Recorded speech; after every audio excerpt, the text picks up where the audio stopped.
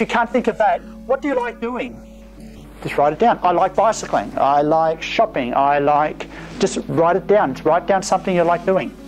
Okay? Now what's important is think about, what are you good at? Great question before. What are you good at? Okay? Now, because what you're good at now may be different in 5 years' time, you could write down, what am I good at, but what do I want to be good at in 5 years' time?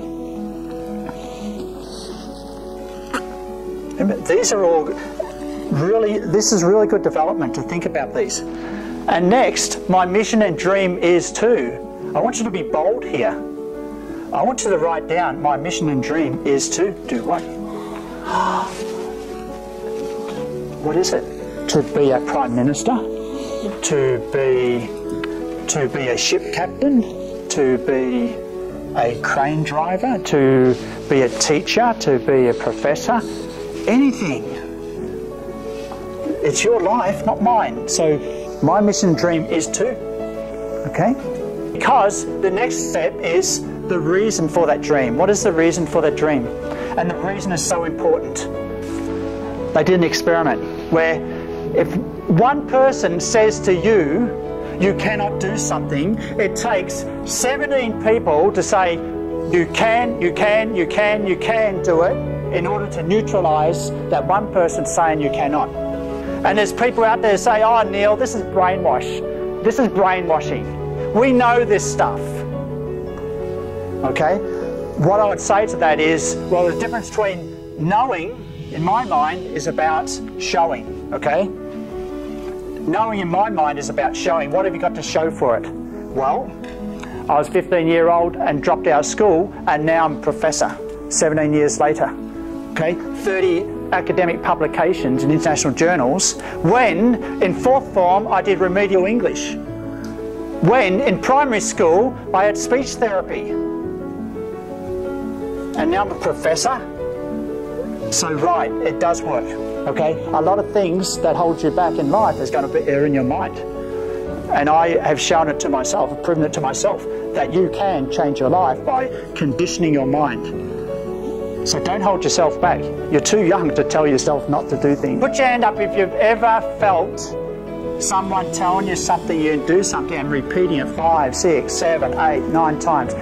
Have you ever had that feeling before of someone doing that to you? But do you ever tell yourself that every day?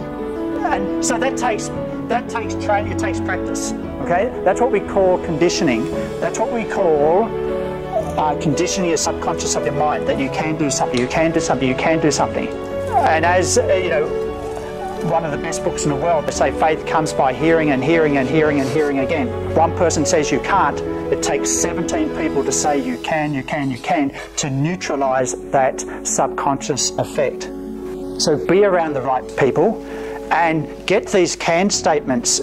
Tell yourself every day, if you don't have someone crazy enough to tell you. You're too young to not try the power of this. This is an iPhone. I don't know what happened to this iPhone, because, you know, sometimes I got students that use the phone in my class, and, you know, I usually do that to the phone, and then I drop it, and then you can step on it and do lots of things, and it breaks and falls apart. Don't you love it when professors do this in the class? No. This is all. Well, you don't come to my class, you don't get to see that.